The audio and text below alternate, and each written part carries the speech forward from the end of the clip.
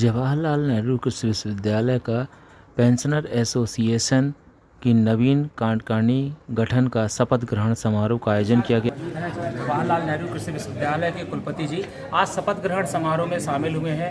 आज इनके बारे में अनुभव लेते हैं कि किस प्रकार से कर्मचारी को जो पेंशनरों की समस्याएं हैं वो इन्होंने बताई है, तो इसको कैसे हल किया जाएगा। नहीं, देखो, जो कर्मचारियों का है ये बॉडी बदलती रहती है नियम से।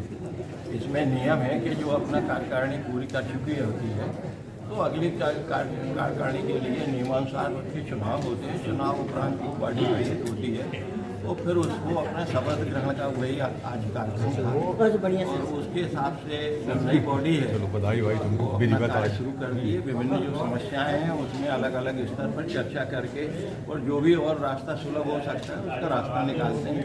तो विश्वविद्यालय में जो ये संगठन है कर्मचारी संघ का पुराना है जो काम कर रहे थे अभी सेवा में, वो जो सेवानिवृत्त हो गए वो पेंशनर एसोसिएशन वो मिलजुल के काम करते हैं। सर, ये नवीन जो टीम गठित हुई है इनके लिए क्या आप सजेशन देंगे कि मतलब किस तरीके से ये कार्य करें। बहुत अनुभवी लोग हैं और हम लोग आपस में समय पर ना के जो भी समस्या होगी उसको सुलझा लेंगे।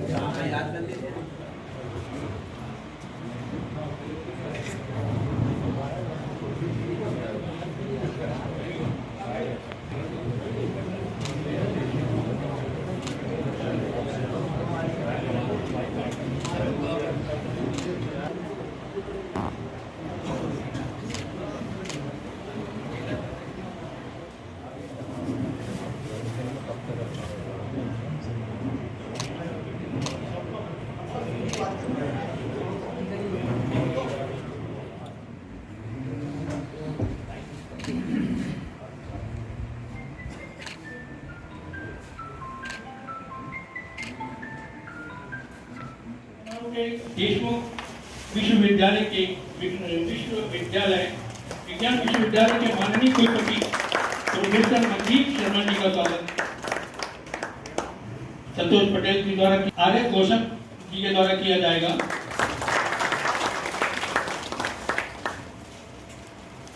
अतिथि महोदय डॉक्टर धीरेन्द्र खरे की कृपया अपने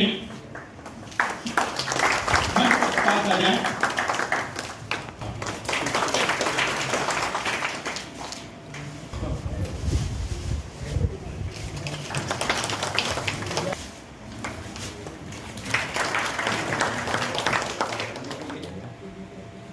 संगठन के लोग आए हैं और चुन के आए हैं उनके लिए ये भाषण किया जाएगा। आप अपना नाम और पद का नाम लेके इसको शपथ ग्रहण करेंगे।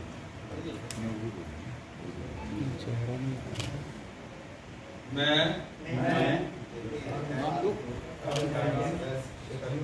ईश्वर की शपथ देता हूँ कि मैं जवाहरलाल नेहरू कृषि विश्वविद्यालय पेंशनर एसोसिएशन के संविधान के प्रति सच्ची निष्ठा रखूंगा। मैं अपने पद के कर्तव्यों का निर्वहन पूरी निष्ठा, ईमानदारी एवं निष्पक्षता से पेंशनर्स के हितों की रक्षा के लिए करूंगा। मैं विश्वविद्यालय के तहत प्रशासन के साथ समन्वय बनाकर कार्य करूंगा। बहुत बहुत बधाई हो आपको। नित पूजन भजन तुम्हारा हो, मुझको ऐसा करे। माता की जय।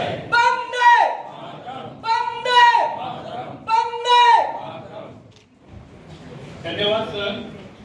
अब मैं मां सरस्वती की वंदना गायन हेतु श्रीमती स्नेहा पागे मैडम को आमंत्रित करता हूं।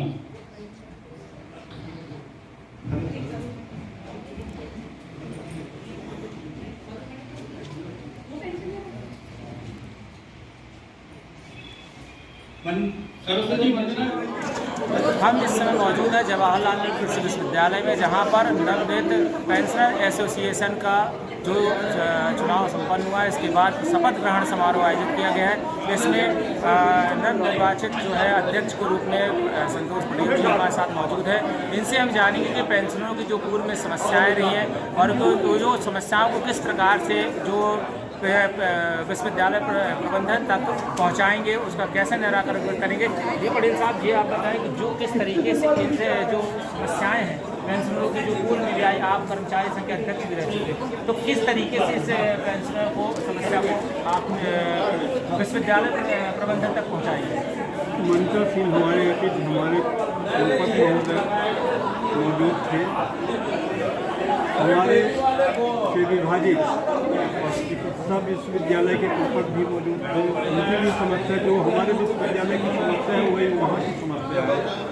दोनों ने मेरे उद्बोधन के अनुसार उन्होंने भी दोनों ने अपने उद्बोधन दिए। दोनों ने कहा है कि समन्वय से काम का निराकरण किया जाएगा, आपके मुद्दों का निराकरण किया जाएगा। मैं आशा करता हूं कि उन्होंने जो यहाँ अपने वचन दिए हैं उन वचनों का पालन करेंगे और मैं भी कोशिश करूंगा कि समन्वय बना करके ही उनसे अपने तमाम मांगों हितों हकों के प्रति समन्वय बना करके ही काम करूंगा। पेंशनरों की सबसे बड़ी समस्या जो है इस समय जो है कि जो छठवां वेतनमान से लगा कर 5वें से 5वें चल रही जो रिटायरमेंट के बाद जो समस्या है उसमें कर दिया जाता है। इस बात को लेकर आपको न्यायालय तक जाना पड़ा, लगातार आप लोगों ने विश्वविद्यालय पढ़ाई, तो इस पर आप किस तरीके से जो विश्वविद्यालय प्रबंधन है इसको आप करेंगे कि ये समस्या हल? सच बात बताऊँ आपको, 6वें से 5वें में हमारे पेंशन खाते बैक हुए थे, लेकिन फिर भी कोर्ट की शरण में हमें जाना पड़ा। कोर्ट के आदेश के पश्चात विश्वविद्यालय ने कोर्ट के आदेश को अंगीकृत करते हुए 5वें से फिर वापिस 6वें में पेंशन का भुगतान किया। भुगतान के साथ साथ हमारी जितनी भी एरियर्स की राशि हमारे पेंशनरों को मिलनी थी करीब करीब संपूर्ण प्राप्त हो चुकी है सारे पेंशनर्स को। कुछ ही 10-5 हो सकते हैं कि बचे हैं। मैडम ने आज पूरा भरोसा दिलाया है कि जो बचे हैं, शेष बचे हैं, उनका भी भुगतान हम शीघ्र कर देंगे। और सबसे हमारे पास जानकारी लगातार पेंशन एसोसिएशन ज्ञापन सौंपता आ रहा है, इसके बाद भी जो उनकी समस्याएं वो कुछ हद तक हुई पर कुछ हद तक अभी तक नहीं हो पाई। इसके लिए लंबी लड़ाई है, क्या कहना चाहिए? मुख्यमंत्री से तो देखिए अनेकों बार संपर्क हुआ, खास करके वित्त मंत्री महोदय से, हमारे लोक निर्माण मंत्री हैं जबलपुर से ही राकेश सिंह जी, उनसे भी मुलाकात हुई। जबलपुर के तमाम विधायक सांसद जी से भी मुलाकात हुई, लेकिन मैं तो सच बताऊंगा आज तक पर कोई निष्कर्ष नहीं निकला पेंशन के मामले में, और शायद उनका प्रयास ही सफल नहीं है हमारे मुद्दों के प्रति। मैं तो यही मानता हूँ। और जहाँ तक समस्या का सवाल है, हमारी ग्रांट मध्य प्रदेश शासन से कम हुई है, कटौती की गई है। यदि हमारे कुछ अभी अलग से के मांगा गया था हिसाब किताब, वो गवर्नमेंट को भेजा गया है। यदि उसमें हमको ग्रांट मिल जाती है तो हमारी समस्या का निदान हो जाएगा। कौन सा निदान हो? जो कि हमारे साथ मिलने का अधिकार है। आगे की आपकी रणनीति, आपकी योजना, कार्य योजना क्या रहेगी? आगे की हमारी रणनीति यह रहेगी कि हमने बिंदुवार 9 बिंदु रखा है आज मंच पर, और इन बिंदुओं पर मैं पूरे प्रयास से काम करूंगा और कोशिश करूंगा कि हमारा जो प्रशासन है वो हमारे बिंदु पर विचार करके उसका समाधान निकाले। हमारे साथ मौजूद थे यहाँ पर जो पेंशन एसोसिएशन के अध्यक्ष संतोष पटेल जी, जो आगे की कार्य योजना के बारे में बता रहे थे। जबलपुर से संवाददाता विजेंद्र शुक्ला। सभी का सहयोग मिला और हम लोगों ने तेज जो तिथियों को आमंत्रित किया, सबने घर आकर के